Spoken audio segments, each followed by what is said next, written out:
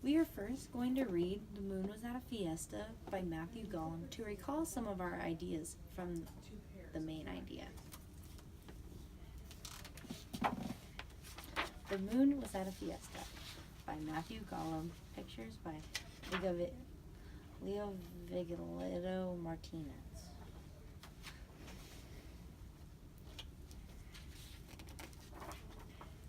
For hundreds of years, the sun and the moon stayed in their separate skies. It was the sun's job to shine all day long while the people went about their work.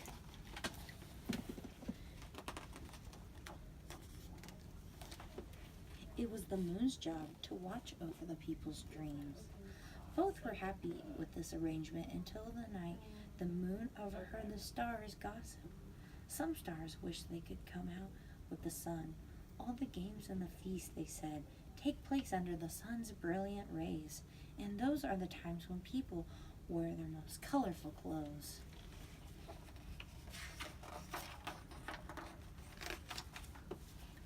The moon imagined how lonely she would be if the stars really left her, so she tried to learn the sun's secret for fun by staying awake while the sun was out, but sooner or later she'd nod off to sleep.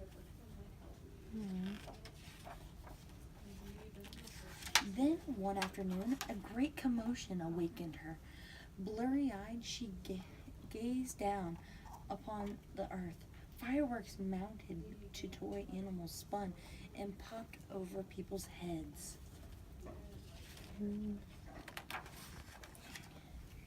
Towering, still-legged monogoats were dancing around and round. The sun appeared to be enjoying himself immensely, laughing as he arched across the sky. The moon heard people call this celebration a fiesta. It made the moon jealous to see so many people sing and parade about during the day. At night, they just slept, so they could wake up early and start to work in their fields. Never had she seen such merriment as this. I'll be my own fiesta, she decided aloud. You'd better not, warned the sun. If you do, you'll fade and throw the world off balance. Still, the moon wanted to please the restless stars, so that evening she gathered the watchmen who guided the village at night. A nighttime fiesta would be magnificent, they cried, for they had to sleep during the day. Then for a fiesta, said the moon, we'll need food and drink. She thought back on what she'd seen that afternoon, and music, she added, so that everyone can dance.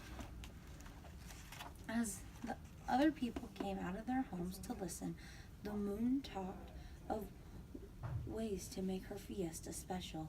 Why not have everyone bring lanterns? Clacked a monogoat. The giant doll had stalked over, following a man who couldn't sleep. Lanterns at night look pretty, clattered another. The monogoat pointed at the watchman's ferrule, and everyone agreed to bring paper lamps. Next, the moon named padrinos to arrange for all the food. They hiked to a peaceful riverbank where bulls, armadillos, boars, and iguanas came to drink their sweet water at night. The padrinos said they needed the food for a fiesta. The animals agreed to help honor the moon. Just then, a mermaid glided across the water. I can bring shrimp and fish, she offered. Then by all means, join us, urged the host by the shore. The mermaid dove beneath the surface to search for tasty shellfish. The padrinos decorated the site of the fiesta, and at last the awaited night arrived. The mole, tamales, and fish soups were ready.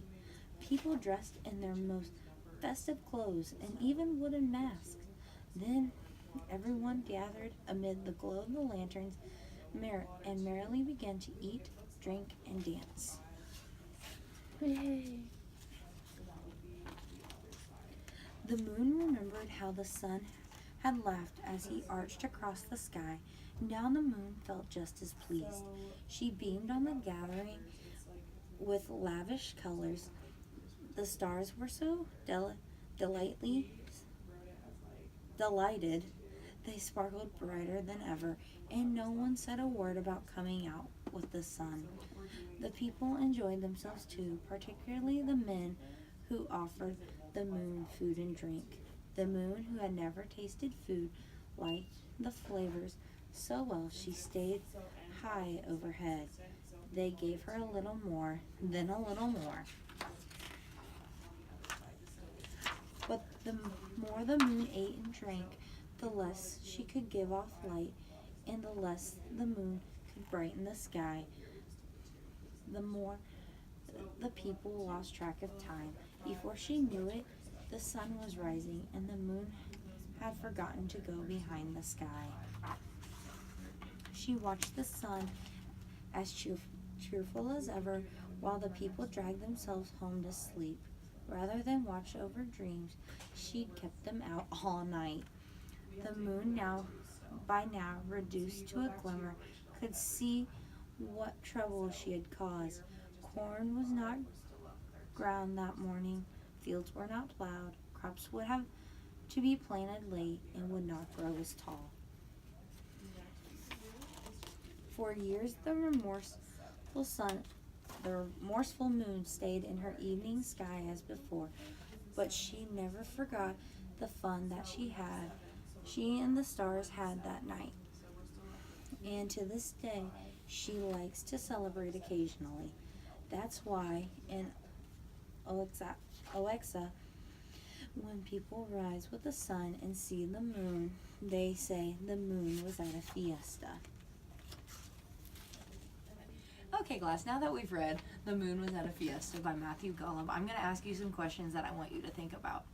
Would you rather have a cheeseburger that is plain and boring, or would you rather have a cheeseburger that has lots of flavor and lots of toppings that makes it fun to eat?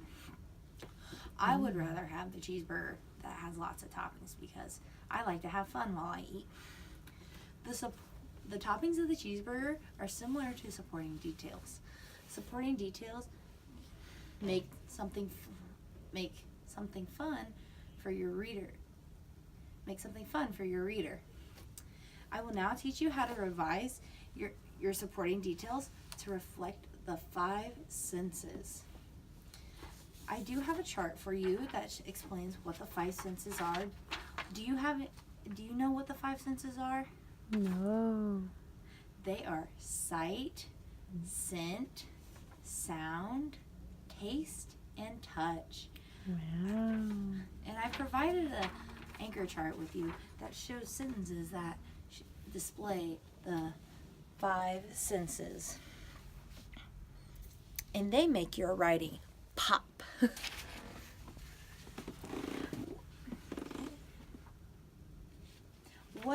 What does adding detail allow you to do to your writing? I don't know. It makes it pop. Whoa.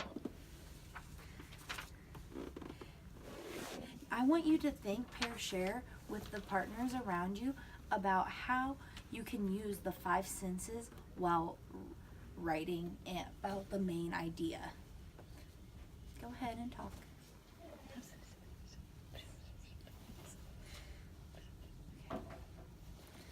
Now we will go back to our desks and revise our supporting details about the main idea of the story. If you are wearing a red shirt, go back to your desk. If you are wearing a blue shirt, go back to your desk. If you are wearing a green shirt, go back to your desk.